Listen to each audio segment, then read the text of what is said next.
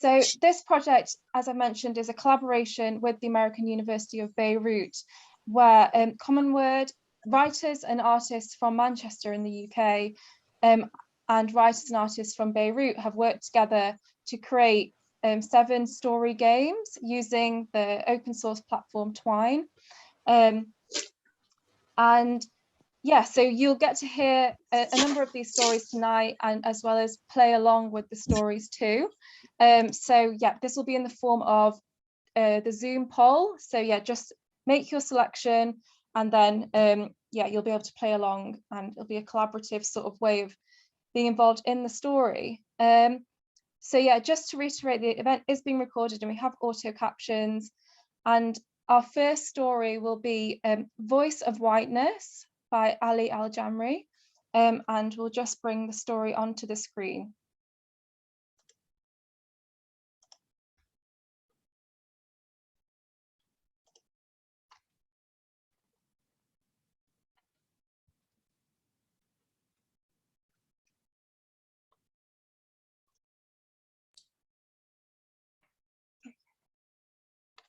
Ali, are you ready? Go ahead. Yes, just fiddling around with the mute button. Thank you. Hello. Thanks for having me. I think we've got time for chat later, isn't it? So I'll just start reading first. So the Voice of Whiteness. Your assignment was unexpected. Commander Noor explained that the carriage doorman had fallen ill and there was no one else who would fill in their role. You'd been chosen to meet the seer. Not just meet them, you'll be alone with them. Only the most fluent in Arabic are normally allowed to meet the seer, not people like you. The seer's presence is an incredibly rare occasion. London fell to the Bloods a long time ago now, but ever since they took Birmingham, the resistance had been forced to take greater measures. The Voice of Whiteness transmits into our minds from its signal station above the Shard and whispers propaganda in the pristine accent of the King's English. It had been key in Birmingham's downfall. Your parents still recall it, though you were too young to remember more than shapes and sounds. The resistance had ignored the voice when its transmission began because they had willpower. They had the willpower to block it out, but weaker people fell for it. They became turncoats, traitors. That's why we have the language seers now. Al-Khansa is the Arabic seer. She was raised in the very heart of the desert in El-Yamama and named after one of the greatest poets your Arab ancestors ever produced. Under immeasurable risk, she was brought in to guide the Arab contingent of the Free Northern Army. She does not know a single word of English. She is pure. Language purity is her power. You see, the rest of us are compromised by English, at risk of the voice of whiteness that hums constantly in our minds. Even those of us in the resistance trained to suppress it are at constant risk. Al-Khansa is not the only one. There are seers for Urdu, Hindi, Yoruba, Kiswahili, and many more, one for every language of the Free Northern Army.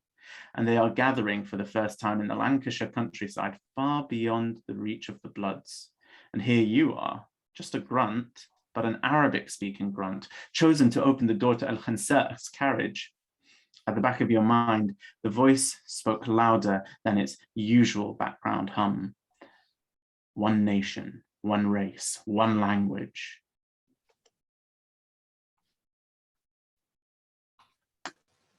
So we now have to make a choice to all the people gathered here. Choose whether to suppress the voice, or listen to the voice, or listen.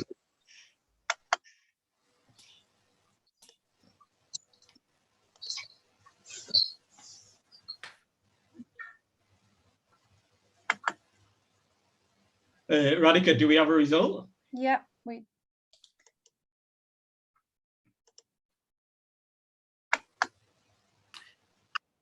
Listen to the voice. Okay. You know the drill by heart, and without thinking, begin to recite under your breath. A'udhu billahi minash shaitanir rajim. I seek refuge in Allah from the accursed Satan. But you pause. Something about this voice is louder than before. Common training tells you to block it out. But what if the Bloods know about the gathering of the voices?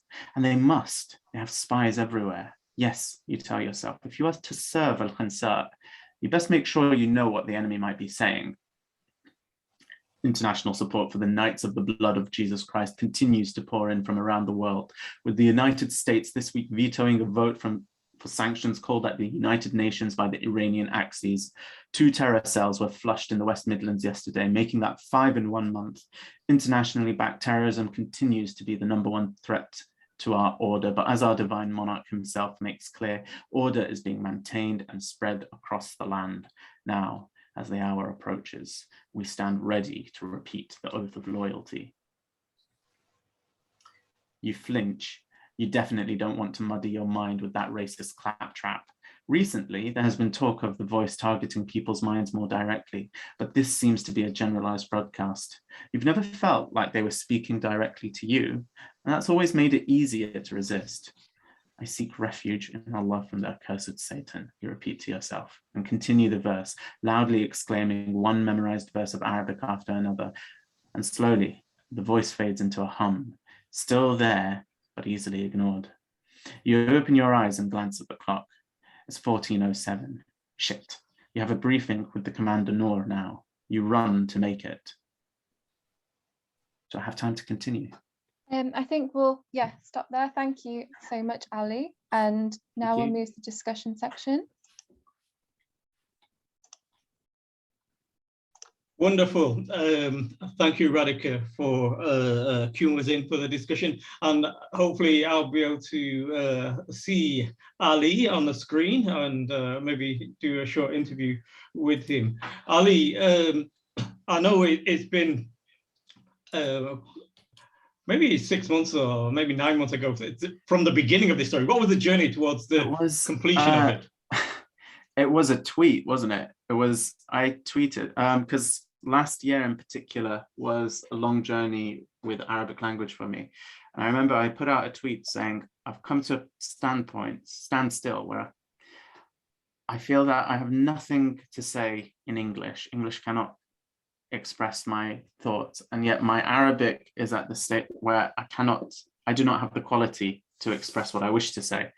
I'd said something to that effect, but much more pithy within 240 characters and that. But that this was also a nice place to be, that I was in between 2 languages. And then I think you got in touch with me then and told me about the project. And I was talking as well, I was reflecting recently that I'd also just read this book, which I have to wave around because for me, it's eye-opening, Decolonizing the Mind by Ngugi wa Thiong'o. And he talks about why he abandoned English to write in his Kikuyu mother tongue. And all of his books from the late 70s on have been written in Kikuyu and translated into English. And I thought, well, what would it take to ever get to that point where I can abandon English? So I was in that state when we began discussing the project, and the prompt about this radio speaking directly into somebody's mind spoke very evocatively to me about this idea of, well, English, it is colonial, even just to speak it, the moment you learn it, it is a colonizing force on your way of thinking. It changes you irrevocably, and you can't unlearn it because it becomes your natural tongue as such. So I think that was the journey. And then it was very fun to work with this. I was in a place where I was reading a lot of Arabic poetry. So if we'd chosen to suppress the voice, there's a lot more Arabic verse in the start of that. I'd have gotten to read a bit of that in Arabic, but we decided to listen into the racist claptrap, so we had to. It's the luck of the draw. That's part of the joy of the stories, isn't it? That we don't know which way we're going to go, what we're going to read. But what you were saying about language, it feels slightly gaulish on my part. But when a writer or an artist is in crisis, often that's when they produce their best work. So when I heard you agonizing about language, I thought, it's something that we all have one way or another. When I went to Nigeria and I met my family and they speak Igbo, and after a while they were saying to me, now, Pete, you made the journey. You're associating with us. You're part of our family. Now learn our language. And I was like, well, it's a bit late, maybe. But I felt there was a loss, there is a loss there. And I think all people of the global majority, the diasporan voices, are always wrestling with that. So it's great to see that happen in your story. Just to check now with our coordinator Radhika, do we have the illustrator Saad with us? No, unfortunately, I don't think Saad made it this evening. Okay. But we can show the illustrations though. Oh, okay, let's do that. Then we can ask Ali how that went.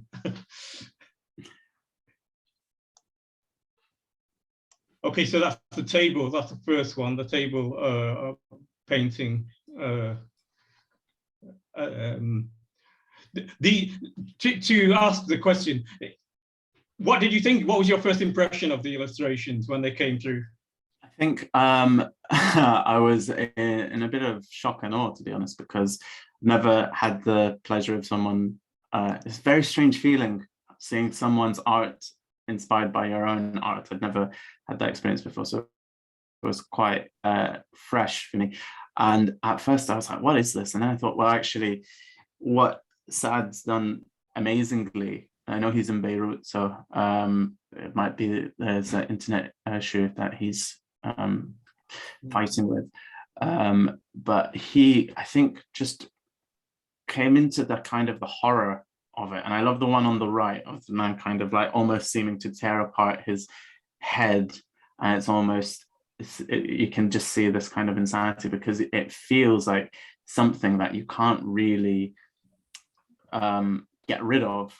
And there is this certain underlying horror, which I think when I first read it, when I first wrote it, I hadn't pictured it like this, with this level of darkness. And he just brought something out of it. I can't, it changed my own perspective on the words. Yeah, I must say, I myself, I was astonished. And I thought, at first I thought this can't work. And then when we integrated the visuals with the story, suddenly, boom, the whole thing works so much more, in so much more 3D, you know. And I was like, okay, you know, this is a really radical painting and quite surprising. Okay, well, Ali, we may return to you later in the evening, but I'm going to open the floor to questions from anybody, any of the other contributors, the writers, illustrators, coders, or from, indeed, if you use the chat, any of the viewers. Is that the correct process, Radhika? I better check. Yeah, if anyone's got any sort of burning questions at the moment, or if not, we'll have a sort of holistic Q&A at the end. So yeah, so I think just have a quick chat. I think if not, we can go straight on to our next story, which is Abbas the Brave with Curtis Cole, written by Curtis Cole. Okay, so just give Curtis a moment and we'll get the story up.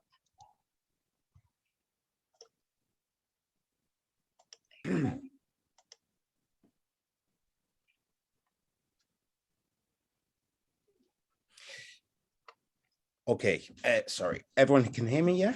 Mm-hmm. You wake as a crack of sunlight finds its way through your torn and tattered curtains. An infestation of flies engulfs you. You check your gun is still on the bedside table. Your friend the bullet in its chamber. You lie there in a familiar state of semi-consciousness. You look around. Something is amiss, but you can't think what. Come on, Abbas, old man, think. Why won't your brain function like it used to? You struggle onto your side. The sickness takes hold of you as you search for your flask. You find it. Your hands shake as you gulp. That's better. You try to remember a time when you wouldn't wake with the shakes. It was a long time ago, before you were brought to Oldham, when you were out there alone. A small part of you misses those days, roaming free, alert, and afraid and alert. Every day you'd wake and wonder what excitements the day would bring. And even though you were in constant fear of the Bloods, it was a good life, and you felt like a good Muslim. Being brought to Oldham has allowed you to become soft in the knowledge that the patrols of armed men will keep you safe. Boredom is your new friend. and a vodka of sorts, fermented by Abdullah. Abdullah the Fool, he is known as, but that's a cruel name. Abdullah is no more a fool than you. Less so, in fact. You wouldn't have a clue how to turn potato skins into such a beautiful drink. True, he is not a good Muslim, but in this world, good Muslims are hard to find. You realize that if they knew you better, they'd call you Abbas the Fool. You pull yourself out of your bed. You take the bullet out of its chamber. Good morning, my friend. I pray to Allah you are not needed this day. Gone are the days when it replied. You've begun to wonder if that was a madness of sorts, what the mind does to you when such a long time alone. You put the bullet back in its clip and load the chamber. A Russian gun, able to hold many more bullets if the imams would allow, but each of us is only allowed one bullet. The imams would never admit to why, but we all know. Should the Bloods come, they mustn't be allowed access to the knowledge we have. We are the last of the Muslims. The thought makes you drink hard as you struggle to think why this feeling won't leave you. There's something you've not done, something not right with the start of this day, but it won't come to you. So you take another long, hard drink and realize you're running low. A trip to Abdullah will be needed today. You look again at the curtains and realize the sun is up. You miss the call to prayer. You rush out of your shack. The streets are empty but for the rats. The talks recently have been that there's to be a refuse convoy to be sent further north. The constant battles have meant the rubbish in the streets piles higher than the buildings in some places. Some of the imams wanted it burnt, but they're fools. Only a fool would give up their location so willingly. You arrive at the mosque, but it's empty. An old man being pushed in his wheelchair by a frail old woman who looks like she should have a chair of her own catch your eye. Excuse me, but where is everybody? The old woman looks at you with that familiar look. She knows you're drunk. There's a meeting on the edge of town called by the imams. There was no call to prayer. It must be important. Everyone's to be there. You realize that you can help.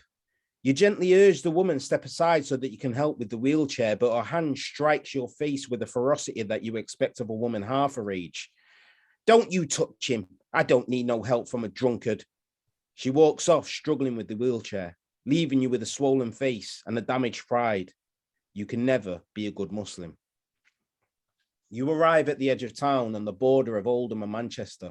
It's now a hard border. Sandbags and barbed wire are there. As you've made your way here, you've heard the chatter amongst the commoners. There's blue smoke in the distance, a signal that there's a Muslim or Muslims in distress. They're close, and if they're in distress, that means there could be Bloods close too. You wait patiently for the rest of the commoners. Your flask desperately pleading to be drawn from your pockets, what you wouldn't give right now for a long thirst-quenching gulp, but the smell would give you away. You try to remember when you last drank water. You must be sure to drink some today. The imams arrive. They stand on a podium high above the front row. The crowd hush. There is blue smoke on the horizon. We must send help to our brothers or sisters out there, but before we do, we must be sure it is not a trap. We ask that one among you volunteer to be a scout, see if it is friend or foe, and report back to us. You are not to engage, only look. One man alone. Who among you will be a good Muslim and help those in need? If there is no volunteer, then we will draw straws and one of you will be forced to go. That's a great cliffhanger. So volunteer or not volunteer? This audience is brave.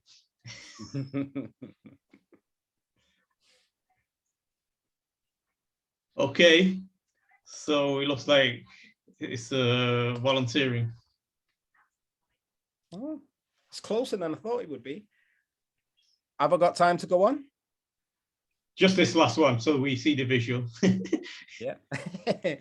This is your chance to become a good Muslim once again.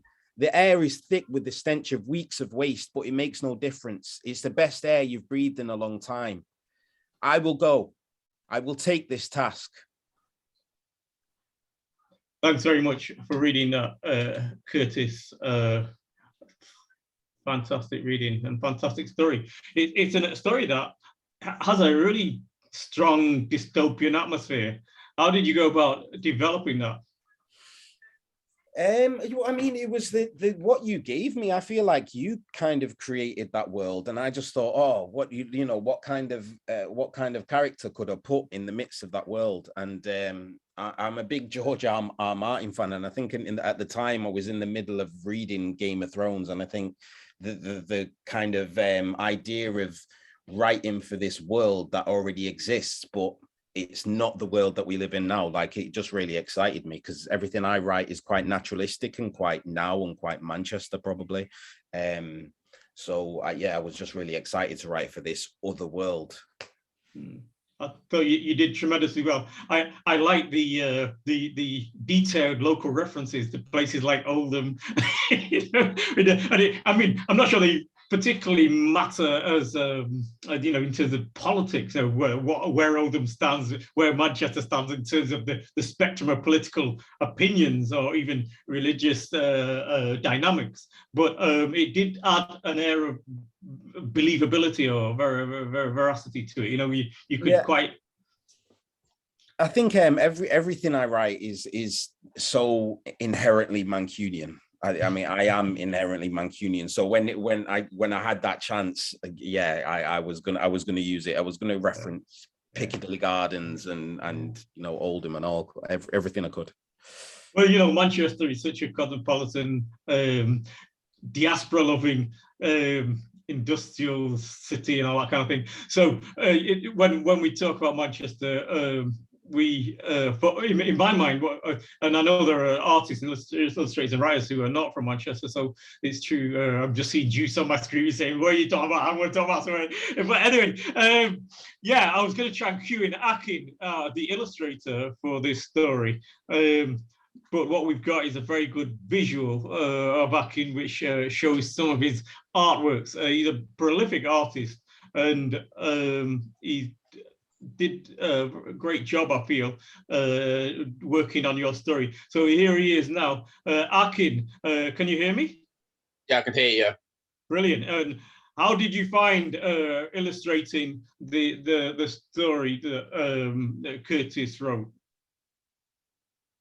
I mean, it's quite straightforward. It's quite easy in terms of in terms of the angles and where you're positioned and where and the items around. So like, inside the bedroom and the flies, and if I had a little bit more information, I think I would have put the hands going to grab. You mentioned grabbing something, and it was in his sleep grabbing something. Yeah. So it was a journey that we went on, arriving at the final illustrations. Just to turn to Curtis, how did you find they were in terms of the story itself? How did you expect them this look, or what was your reaction? I mean, I didn't. Similarly to what I can't remember his name. What the gentleman said before. Like I was just so privileged to kind of have somebody respond to my art that it's just an absolute privilege. So what I'm seeing here, which actually I'm seeing for the first time, they're amazing. I could never create something like that, and it's the style is probably not what I expected, probably, but it's so creative and so artistic, and it's not where my mind would have probably gone. I love the one on the right. It's it's amazing. Yeah, that's a particular favorite of mine as well. It went through quite a few versions. So yeah, it does, the collaborative element of the project does lead to a lot of artistic surprises, if you like. And there is another dimension that we haven't had time to add, actually, the soundtracks. There are a few soundtracks in them, or acoustic effects, but this part of the potential of Twine, yeah. But thank you very much. I think that I'm being nudged on various communication devices to move to the next story. So thank you, Curtis, and thank you, Akin. Akin, we may see you both towards the end again, or Akin maybe even earlier than that, since you did illustrate another story. But let's see what story's up next, Radhika. So next we've got Remember Me by Juice Alim. Just bring Juice to the fore.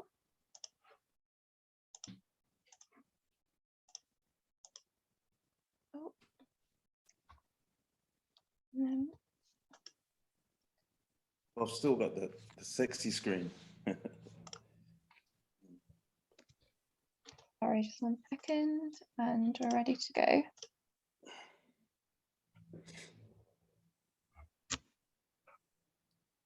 You are strapped down to an observation chair with a giant widescreen placed in such a way that it makes it impossible to miss. The brightness is set at a level you can still feel through your eyelids. This is going to be an audio and visual experience. Growing up, you had a taste for retro indie music, in spite of your friends not always backing your choices. One of the groups you liked the most in their later years had their main lyricist and singer outed as a xenophobic racist. This lyricist also hated the fact that the majority of modern music, such as house or hip hop, didn't have an obvious white origin. There's a hum as the speakers come alive and you are treated to one of your fave retro band's big hits from back in the day. The guitars jangle and his maudlin voice begins to wail. The song mentions panic in Birmingham and suggests a DJ or the DJ should be hanged. You remember seeing the official video on YouTube.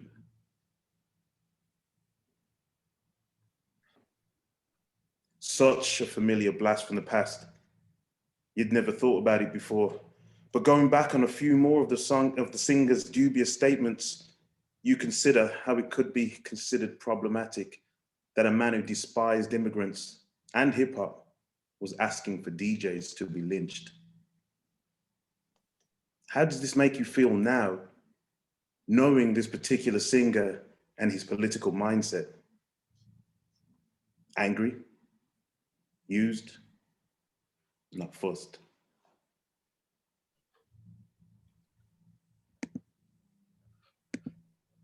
You can all vote now, I hope, with the poll up. And I'm not sure. Juice, can you see the results coming in on your side, just out of interest? I saw the same as before. Okay, cool. That means I've got some kind of back-end access. I can see the votes as they come in. Okay. Are we done? We've got a really good response rate. You know, a lot of people participating in these polls. It's really great. But I think we're going to end the poll on this one, which is, do you want to, is it being shared? Can you see it now, Juice? Yes, I can see it. So it's angry. We're going with angry.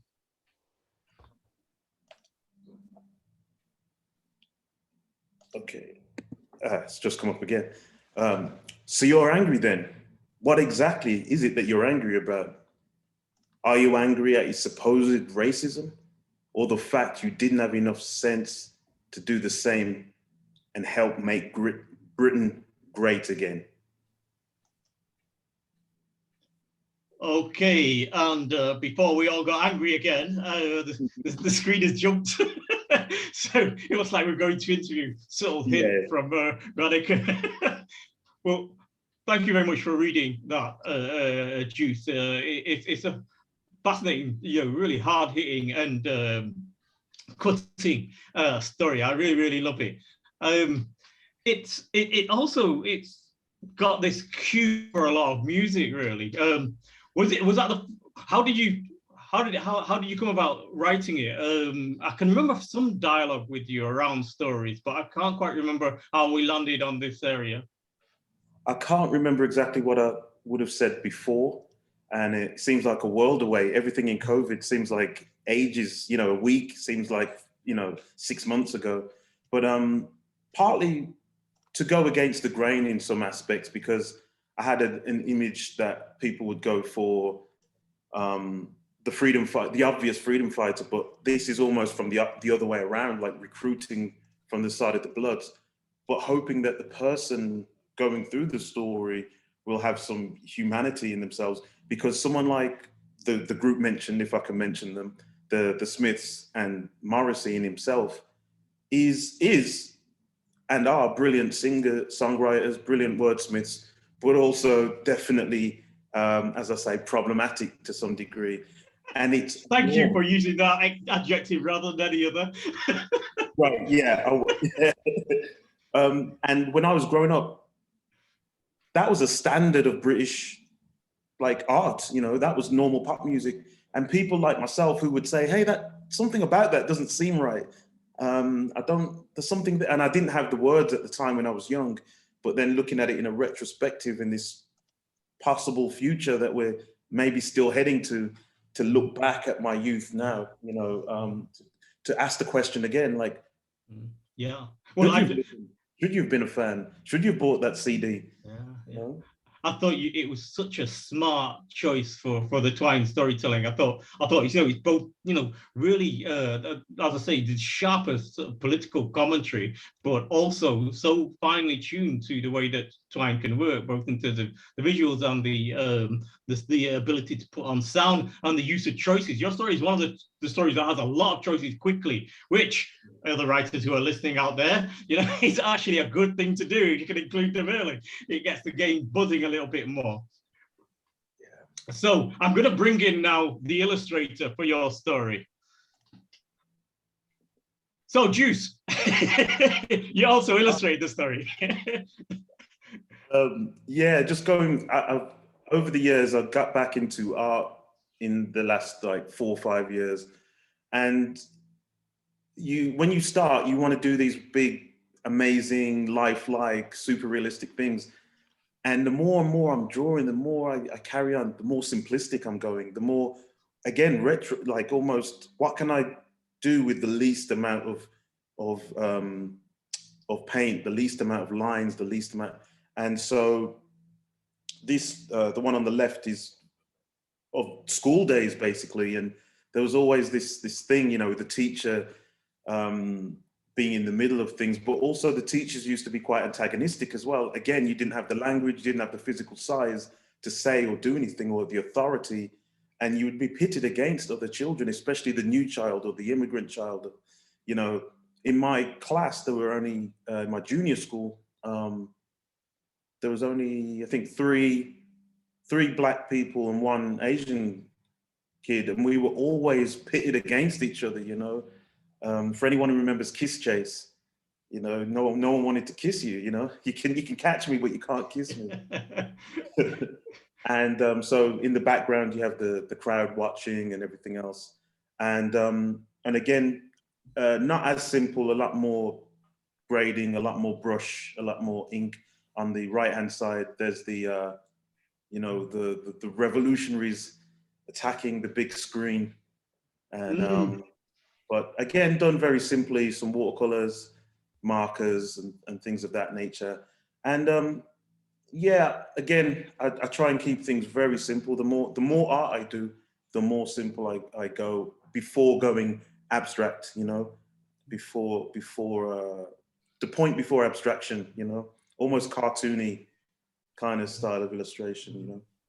I think it cues it in very well to maybe a young adult audience or even younger audience, you know. It's like an accessible approach, you know. It's not one where you're going to scratch your head saying, what's that on the screen? You know, there's a very strong narrative to the illustration, actually, which isn't standing in the same zone, you know, sitting in the same place as the story itself. That's one thing that I've learned from working with illustrators. You know, when in my humble attempt to write a story with an illustrator, I kind of wrote, and the illustrator said, no, that's my territory. You write your story off from where I am. Yes, that way we get two kind of, you know, takes on the same thing. Whereas if you try and stand straight in the same position, you're just replicating what the words are in illustration, then it's not moving it forward at all. So I really like that dimension of what we've done. So thanks very much. Again, I'm getting cues to press on. So hopefully we might see at the end to Juice when we're doing this open questions. But for now, I'm going to go back to Radhika. Radhika, what have we got next? Next up, we've got the story Jasmine Fletcher by Ellie Andrews. Just bring Ellie to screen. and get the story for everyone. Thank you. So you awake gently to the tweets and chirps of wild birds outside your window as the early morning sun seeps in through the blinds of the bedroom. A flock of nightingales, blackbirds, and woodlarks serenade one another, each with the most heavenly voices. Your new alarm clock since joining the Bloods. You look over to the watch on your bedside table, 5:30 a.m. Sunday service will be starting soon. You get out of bed, get ready, and set off into the morning afterglow. The streets are unusually quiet. You must be running late. Mustn't upset father. If he spots that any of his children miss service, then God forsake them. You quicken your pace and turn the corner, where the sound of sirens near. In the middle of the street, a veiled figure, a woman cloaked in black, screams as she is pinned down to the ground by two blood soldiers. And the selection is option A. This is none of your concern. You're late enough as it is. Carry on walking. Or option B. What is going on here? Stop in your tracks. There we go. You're going to carry on walking, stop in your tracks. Which one? Let's see. People's voting. It's very interesting. Oh, as I say, I've seen the back end. I don't know if you are, Ellie. Can you see the results coming in? No, I can't see them. Okay, all right, cool. I really like this bit. I feel really privileged because I get to see it. But, okay, well, if we can end the poll and share the results. You see it now? It's Stop in your tracks. Okie dokie. You watch as a patrol van screeches to a halt on the curb beside the scene, and a group of uniformed men rush out and drag the woman to her feet. She cries, but her words are glitched, and suddenly a loud ringing begins in your ears. The woman is dragged into the back of the van, kicking and screaming. Meters away, you notice a young boy silently crying out for the woman. He stands partially hidden behind a tree. As far as you can tell, the blood soldiers haven't seen him there yet. So that option E. Ooh. Well, option A. We'll save that one. You read the story. All the stories are available on our website on the culturedog.uk/small circles. But I think we're going to the interview stage based on the processes that are occurring. So Ellie, what a great story. It's very much the consciousness of this one person who's moving, I think, towards church. She's part of some kind of church. How did you come up with the sort of, how did you flesh out that character? What were your processes for developing Jasmine? Yeah, I think I was immediately drawn to Jasmine because when I read her biography, there was a lot about being concerned about and having a lot of anxieties actually around things like climate change and immigration and these very sort of like current topics. And in my head, I'm thinking, how does someone who's obviously has that sort of consciousness and cares about things, how did she become part of this sort of cult? And I wanted to flesh it out in a way that was quite, where the banality of it almost was sort of, very ordinary. And I think, I wanted to have different sort of options. So I think the one that we were choosing there was quite a redemptive one, but there's also ones where we see a bit of a darker side as well. Did you find it difficult to investigate this abnormal or aberrant psychology? Yeah, I think it was interesting because I think what's great about Twine and the options is that there's so many ways that you can go and you can sort of explore so much different aspects of the psychology of it. So it was nice to explore very different strands of the story and see how that panned out too. Okay, and I know that we had some visuals from our illustrator, Nadia. How did you feel when they came in? Yeah, I was over the moon when I got paired with Nadia, and the experience was so positive. She was extremely collaborative and really wanted to know sort of what was driving the story, and really worked with me to sort of pick out those key scenes where we illustrate it. And I think she did such a fantastic job in capturing Jasmine.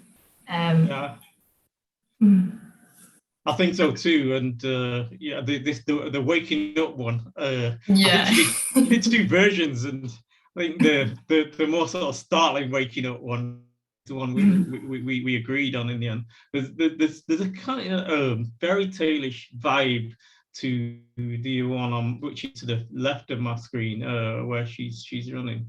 But yeah, really atmospheric illustrations, and so well complementing your story.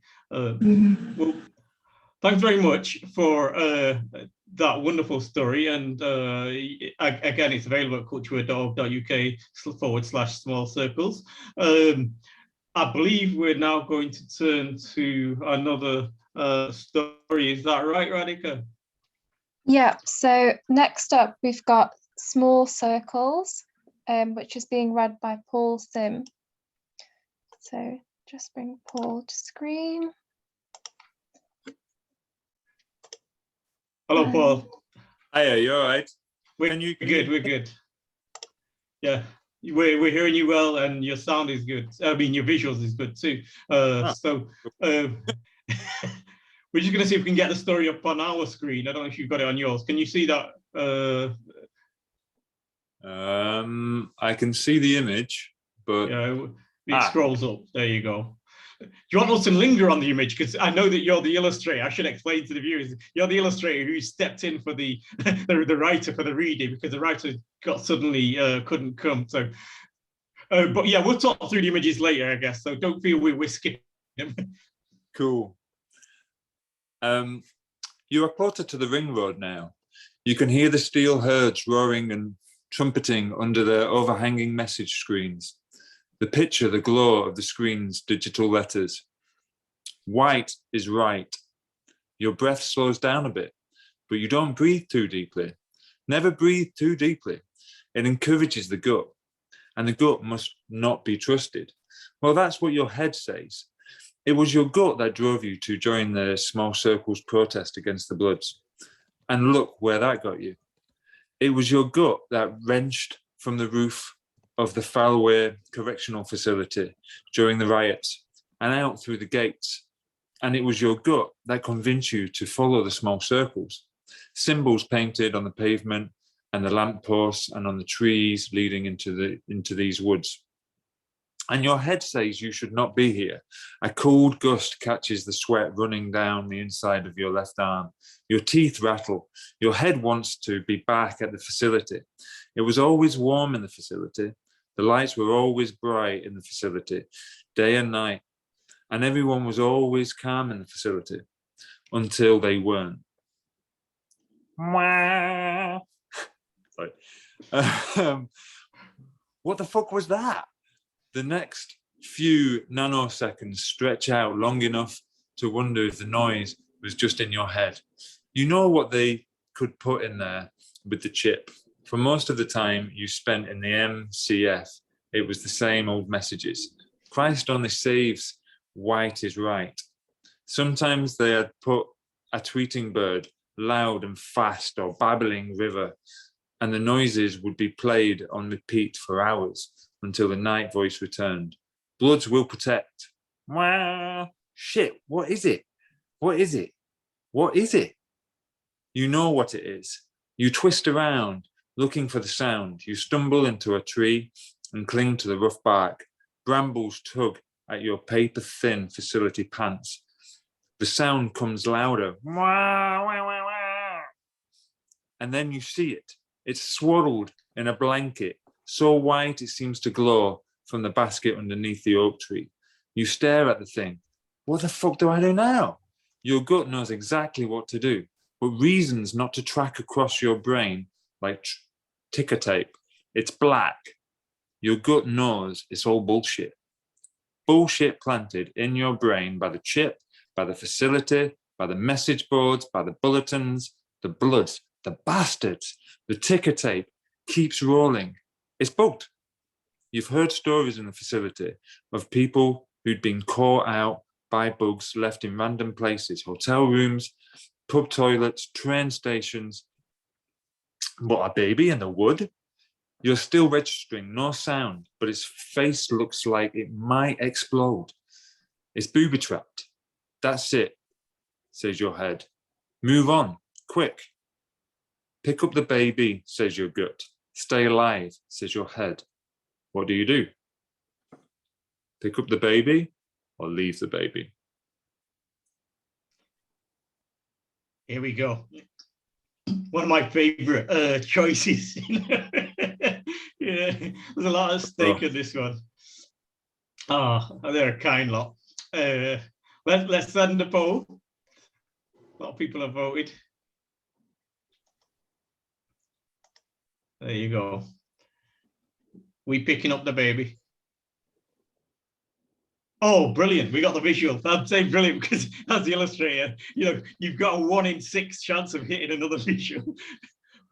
I think we don't have time to go through any more of the story, but it's great that we ended on the visual, and maybe I can talk to Paul.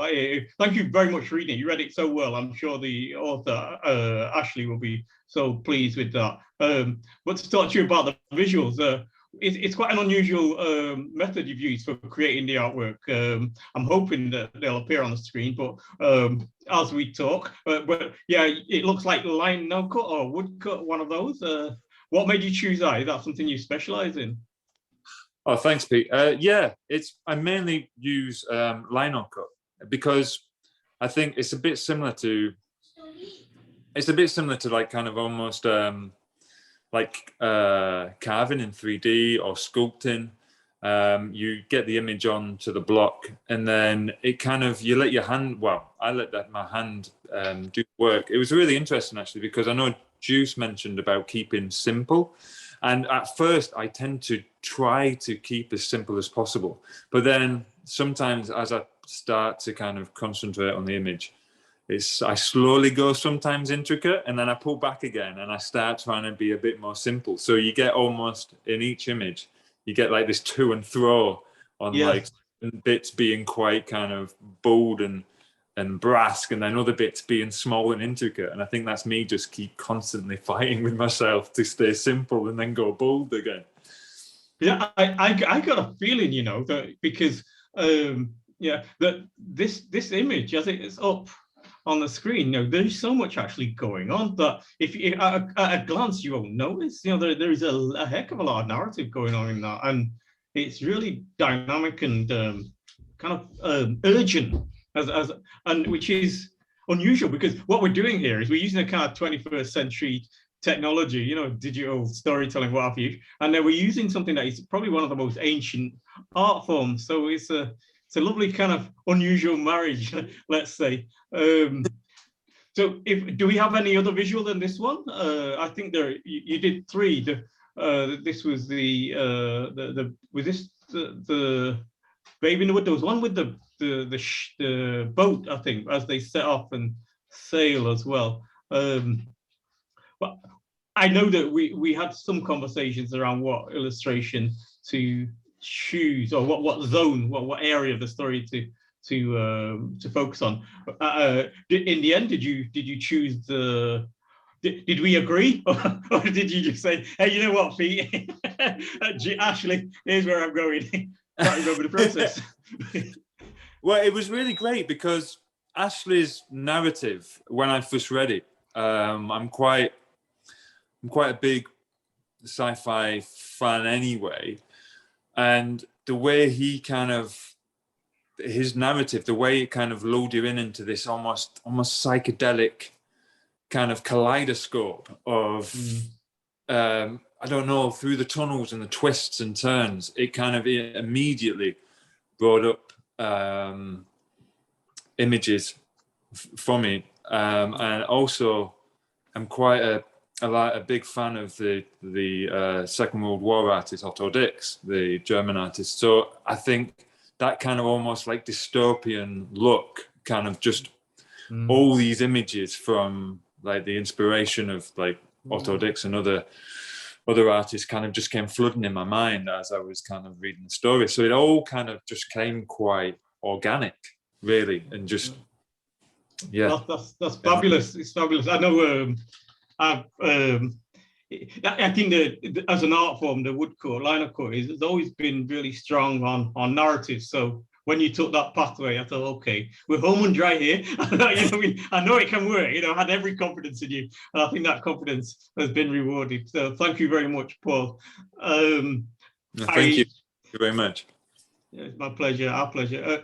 Radhika, who do we have up next? Oh, which story? So next we've got Rihanna reading "Keep the Faith." Haha. Hello. Can Hello. you guys hear me? Good to see you and Yeah, hear you. we The can story's hear coming you. up. All right. Destruction, desolation, and death surround you. The air is choked with smoke and dust as you make your way along the cracked road into the town. Fumes billow from a car abandoned on the roadside. You walk through the craters, rubbles, and shells of lorries. Just visible through the haze are the broken buildings of the city abandoned in the wake of the Blood's last visit.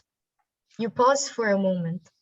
The smoke begins to clear, and you catch a glimpse of yourself in a car window. Your pale face is more angular than it ever was before, framed by a tousled mop of dirty hair. There are dark bags under your eyes, but you are pleased to see muscles. You've grown strong since joining the resistance. You'll need all your strength to face this next challenge. Especially now Mirab has vanished. You turn back to face the city.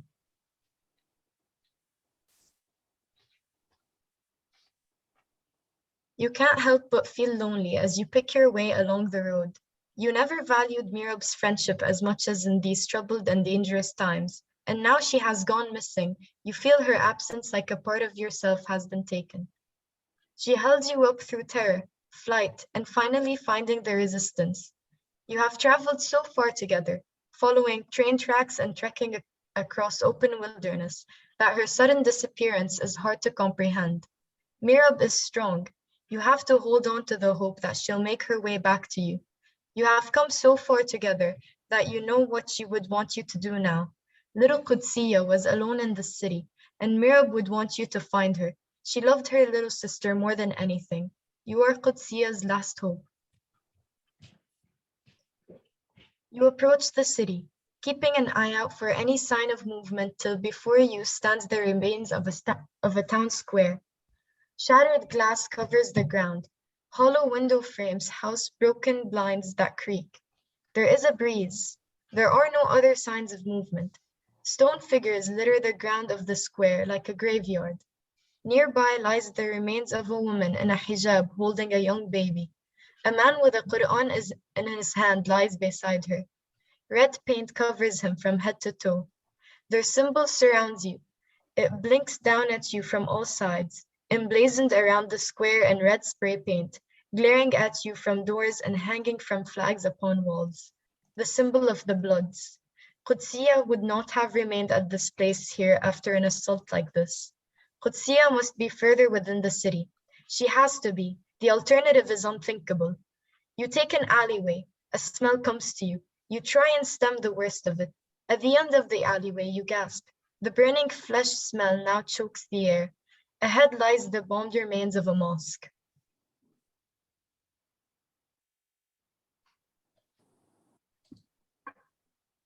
The right-hand side of the building has been destroyed by a bomb blast.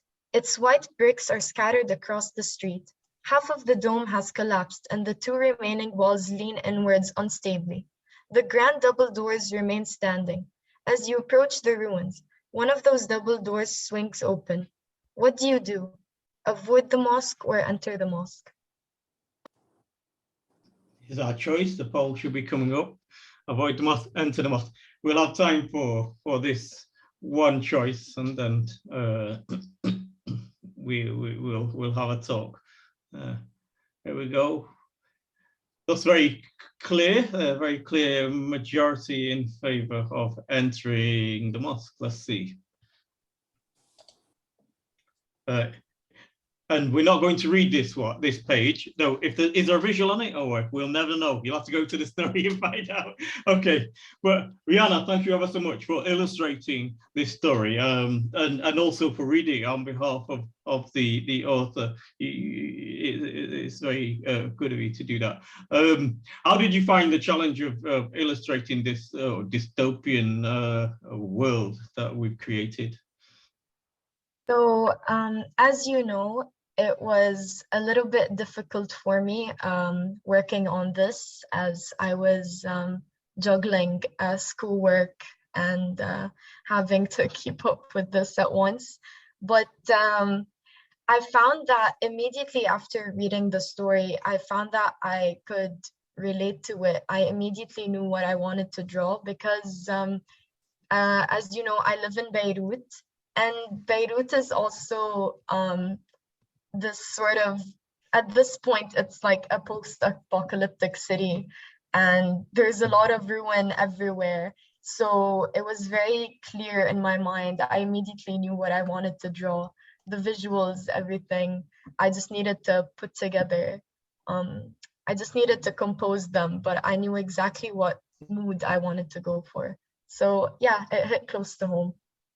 You did some fantastic illustrations of that world. I don't know if we can get any of them up, but I can recall. Yeah, there you go. To the left, the story, the illustration vibe of the story becomes bleaker. It goes from color to black and white. Would you like to tell us about that transition? Honestly, the transition was more about the inclusion of fire in the background,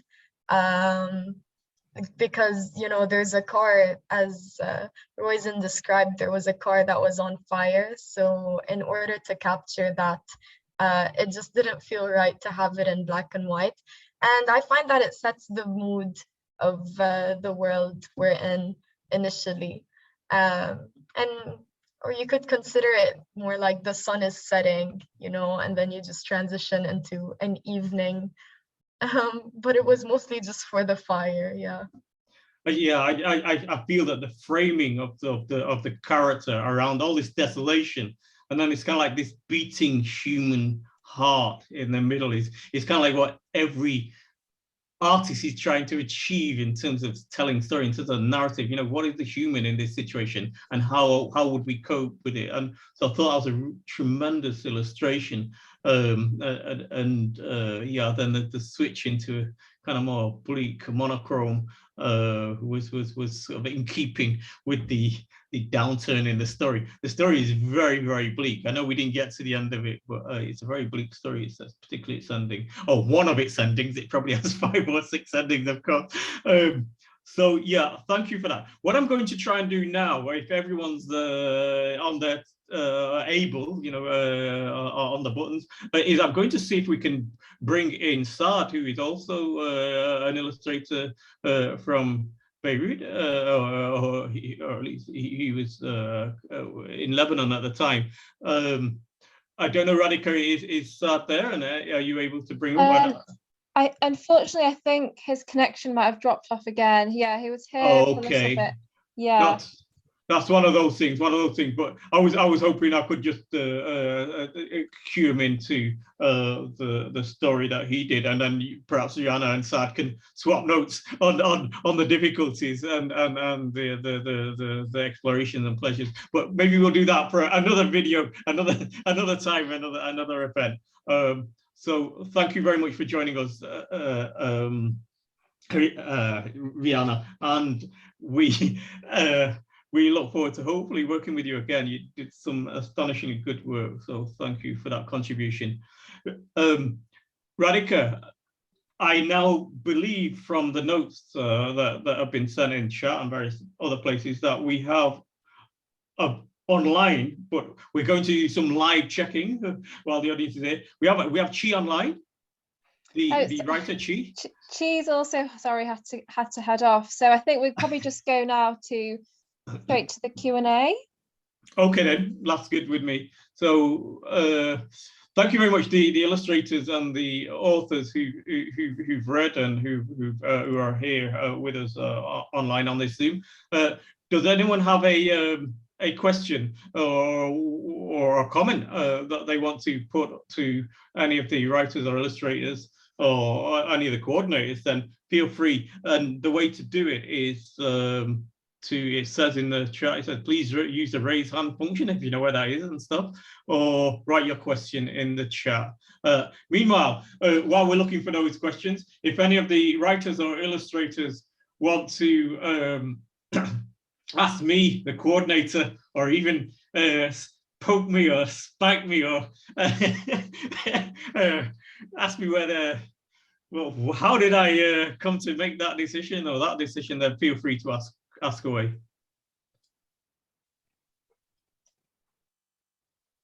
So we have one question. Oh, Rihanna has a question. Yeah, I have to say that Dr. Peter, you did like an incredible job at pairing artists with the authors. I mean, I find that like every story, the art that was, it feels like the illustrators and the authors just worked really well together. The art just says a lot about every story and sets the scene really well, and just really encompasses the writing incredibly well. So how did you go about your decision making, which story to pair with which artist and whatnot? Yeah, that's such a good question, and I wish I had a really good answer. but I think what I did was, I kind of feel like I'm revealing secrets here. The writers and the illustrators are going to be leaning in. What was it? I look at what the artist does. Really, the illustrators, the artists. I kind of have an idea of what they're doing, the vibe, if you like, and then I try and see how that might work in either in terms of its synergy or sympathy with the story, or by way of contrast, actually, to sort of in a way that the illustrator can give a jolt to the story, and in that way kind of boost it or take it into a different dimension. So it was quite tricky, and the illustrators that we did we employ were the ones who remained after a filtering system. You know, we chose not to go work with quite a few because of, you know, we had to discriminate. We had to say, okay, we feel this artist will work really well with that kind of writing. We need this, and then some of you will know I was then very, very persistent and wouldn't let you say no. Just keep asking until you say yes in different ways. For the writers, I think it was a matter of, I think we put a call out, an open call, and see what came in. And it is really a judgment as to who was responding well to the idea, the dystopian story world that we were trying to create, and who seemed to be keyed into the particular dynamics of Twine, which I think we're still developing with the writers. You know, the way that Twine works. There are passages where, you know, we think, okay, we could have reduced that passage and added soundtrack here, and, you know, there's still it's quite a dynamic form. So the writers who are set in their ways, let's say, in a sort of conventional way, may not actually be the best writers for this form, this digital storytelling form. Those who are kind of a bit looser and able to sort of improvise and are not surprised if we remove their beginning and switch it towards the end because it works better in Twine, that kind of thing. It's kind of those who are able to roll with the editorial flow of that Twine demands are probably more attuned to Twine. So yeah, it was quite a difficult set of choices to make, but I'm so glad that it worked out well. Thanks for your question. With Ali has a question. Yeah, I wanted to ask, this is kind of open to all of the illustrators. Some of us have answered it in some ways, but is there a particular phrase or moment in the stories which really struck you as like, I have to illustrate this? I guess I asked that to all of the illustrators in the room.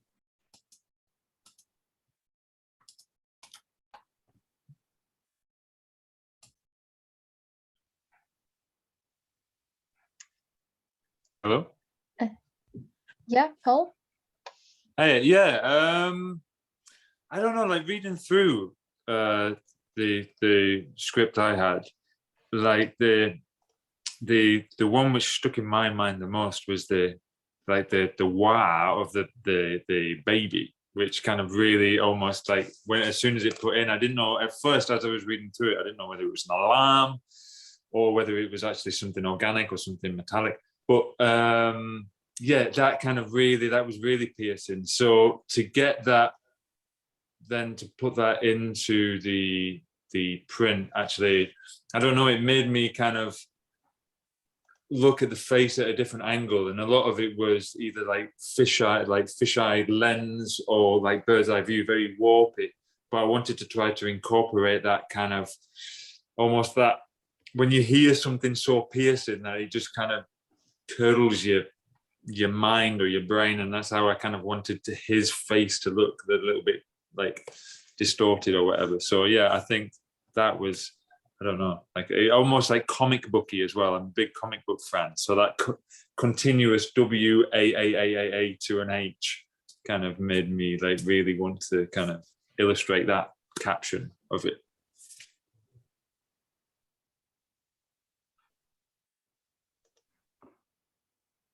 Great, thank you. Thanks, Paul. Rihanna? Yeah, for me, I would say, again, you know, since the revolution and everything happening in Lebanon, Beirut has started to look like a post-apocalyptic world. And immediately upon reading the story, I think it was the excessive description of the background, because Rosian has like a lot of descriptions.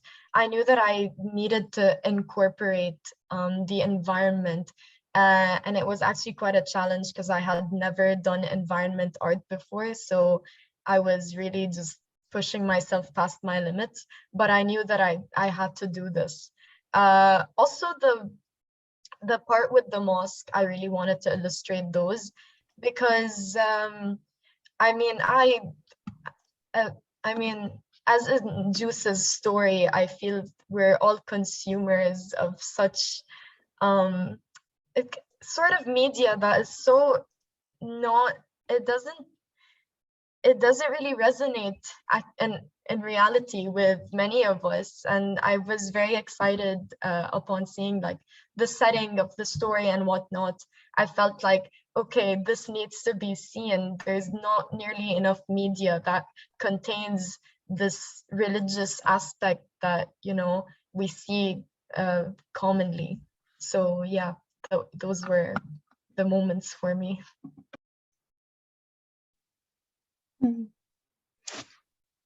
Akin, do you want to say something? Yes, I mean the idea for the protest was kind of inspired from the Piccadilly Gardens, you know, when they had like protests around Piccadilly Gardens and stuff, and you kind of I can kind of picture a person being in there trying to put their hand up, that, you know, at the back someplace. I mean, the image is trying to fit myself into the environment of the story. That's what I kind of, you know, I was kind of things like on the bus scene or in the kitchen was like memories of my own experiences growing up around the table, kind of thing. So it's a lot of information is based upon what I experience, I see and I experience myself, and I put in, I kind of translate, because I'm not a Bass, you know, I'm not in this story. I am who I am, you know. That's a fascinating observation. Piccadilly Gardens is a place in Manchester which seems to be the place for protest, the beginning and end point of marches, all political campaigns and what have you. I've been there many times, but I'd never thought, yeah, that is the sort of protest heart of Manchester, if you like. So in a way, you memorialize it through the illustrations and the and through the story that Curtis wrote. So yeah, that's an interesting observation. Yeah, that's the heart of Manchester captured in a way.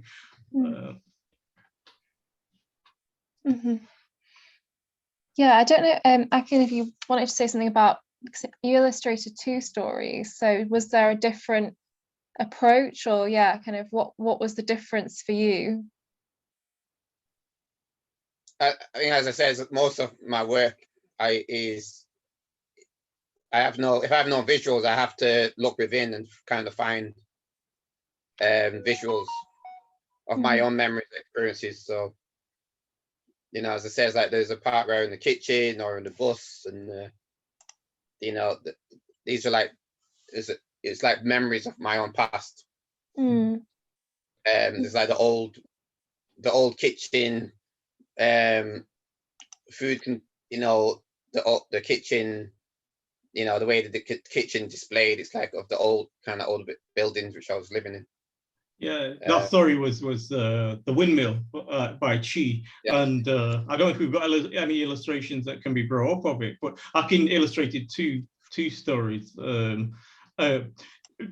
Just anecdotally, one reason for it is that Akin's method, and we've made some videos on his method.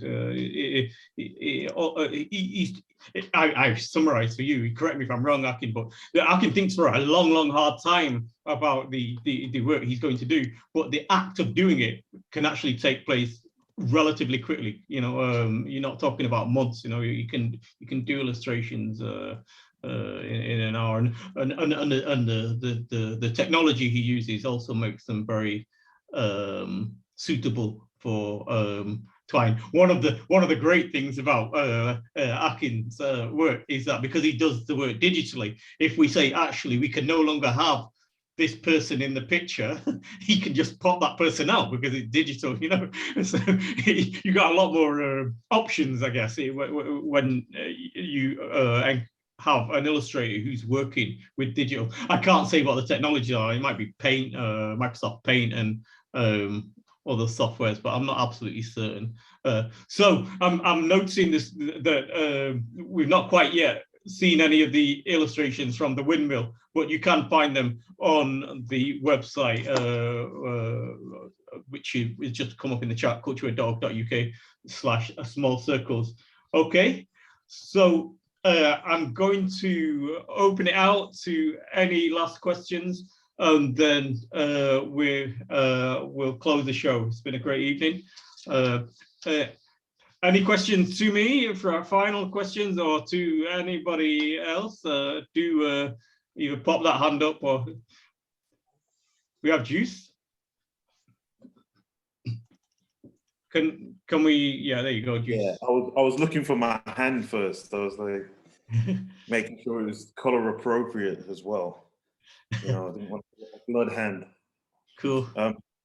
I just wanted to ask everybody really, but especially the writers, but also the illustrators, how far do you think we are from this vision of the future?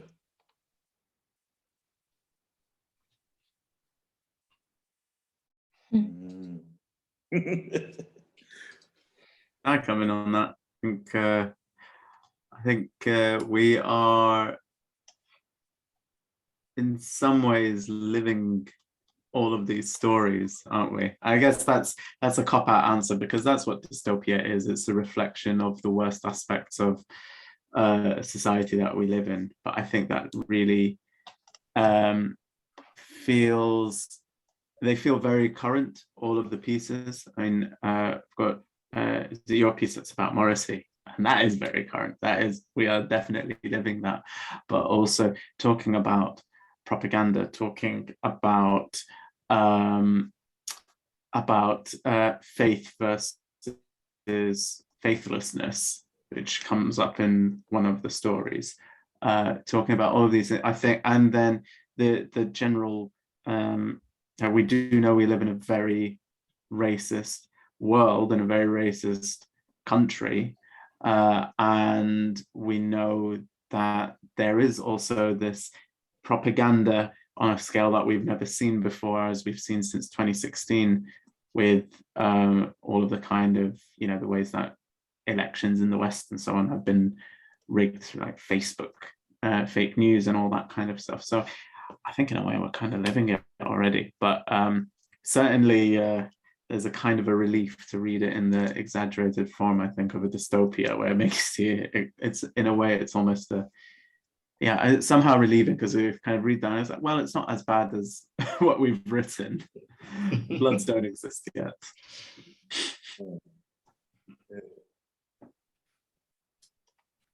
Yeah, I feel as an artist, you keep evolving, with times, and your art. I mean, one thing which is quite great about this event is that a lot of artists, manage to be able to communicate and express their visual, their feelings or their ideas, from to a story. And I feel that we, as artists, that's life is a story that we have to. Sometimes it's difficult for artists, or sometimes for artists to realize that life is a story, and we we have to. I think with time and things going to change, we got to tell our story, to keep it real. Hyper real. Yeah. Okay. Any last thoughts? I'm getting nudged that we the money's run out on the meter. We may have to wrap up soon. But any last thoughts, Ellie, Rihanna? We have a question from Aisha. I have a question. Hello. This is sort of a question to both the artists and the writers. So for the artists, have you illustrated for writing before, so for writers before, and did you find it restrictive, or did you enjoy it, and do you wish to do more of this? Is it like sent you down a different path that maybe you didn't think you'd go down before? And for the writers, have you like written prose before? Like, did you write this kind of stuff before, or were you more like, did you all write scripts before, or like, what have your experiences been prior to this, and has this changed where you want to go in your art form in any way? Sorry. So let's take Ellie first, if she's here. Yeah, of course. Hiding away. That's a really good question. I think for me, my background was mainly writing script and short story. And I would always sort of get shouted at by my lecturers when I was writing short stories about waffling on a little bit at the beginning and having to hack off a lot of it. And I think that sort of applies when it comes to writing digital storytelling as well. But there's a lot in terms of thinking a lot about the coding of it, and I think as well about just how to make it more game-like was a bit of a challenge for me as well, but it's definitely something that's really exciting, and I think it's something we can use to reimagine traditional sort of narratives moving forward as well. So I'll definitely be using Twine again. Thank you, Ellie. And maybe one illustrator, if an illustrator wants to respond. I think Paul, have you got your hand up? Hiya. I was going to say that this was the first time I've actually like illustrated a script, and I found it really rewarding actually. Like as a kind of fond fan of reading, and or like listening to the radio or reading anything like that, where you can let your kind of mind wander and images just kind of pop up. So actually kind of working off someone else's idea is sometimes it's quite hard doing it for yourself, like your own ideas, but then when someone kind of creates it for you, you automatically get like lots of different imagery. So it was really good fun, and I would definitely like to yeah, anyone else who's got any more things that I can draw, then yeah, it's always fun. I always like it. Great. Does anyone else want to comment? Yeah. For me, I would just say it was a slightly different experience due to me illustrating my own story and writing to my own illustrations. But yeah, definitely enjoyable. In my head, I'm not only a jack of all trades, but a master of a few. And so it's always interesting to see if you can do this. I used to write things like this all the time as a young person.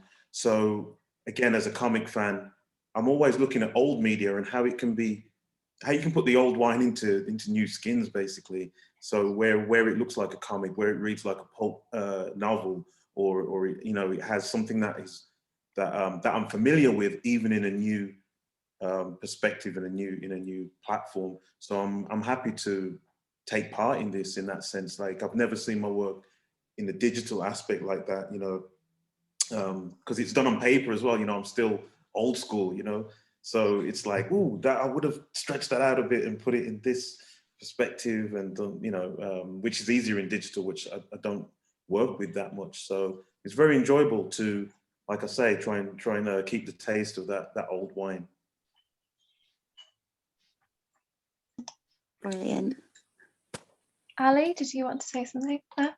Yeah, I'll keep mine short as well. I think it's I've been much more successful as a poet, so I've got a lot of poetry out, and I just realized on reflection that I always try to fit poetry into whatever prose I'm writing, but I have when it comes to prose, I've been very successful at receiving many rejections for all of my short stories. So thank you, Peter, because this is actually my first published short story, I think, officially, after many thank you but no thank you emails. It was actually a multi-layered story, Ali. And at one point I was doing some analysis because of the coding issue of how to deliver first something that is in Arabic, then something that is voiced in Arabic but is being written in English, then something that is the classical Arabic poem, then the classical Arabic poem translation in English that isn't actually voiced. I worked out there are actually 7 states of language in your story, and to code them all up. I must say, of all the people on this panel here now, I'm not the best coder. It's Ellie. Ellie is the one, actually. She's a really good coder, and she's been helping with some other coding things to do with literature. But yeah, it was a challenge, but also a joy. I could see the depth of what you've done. And I also feel that what you've done, the Voice of Whiteness story, is particularly suited to Twine, because Twine has so many different ways of being able to deliver a text. It can, as I said, I put some in sort of double blur, I put some in italic, some of them straight on. I could have put some in, I wanted to do soundtracks, you know what I mean? We could have had those verses echoing on the soundtrack and all that. But yes, I'm getting kicked out by Radhika. She says you got a show. Right, so she's ruthless. So thank you very much, everybody, for joining us. It's been a great occasion, and thanks for your contributions, your stories, the illustrations, and the all-round experience. It's been absolutely fabulous. We're going to keep on creating stories, digital stories. So I hope you'll keep on joining us and working with us on as we create new things and break new ground, dystopian or not. But thanks once more. Do you have any last words, Radhika? No, just to say thank you, everyone, for joining us this evening, and to the writers and illustrators for sharing your work. And I shared the link in the chat. Sorry, a little bit premature with my thank you message, but I shared the link to the stories. And if you're interested in hearing about our other events, you can sign up to our newsletter on the homepage of the Commonword website. So thank you, everyone, and have a good evening.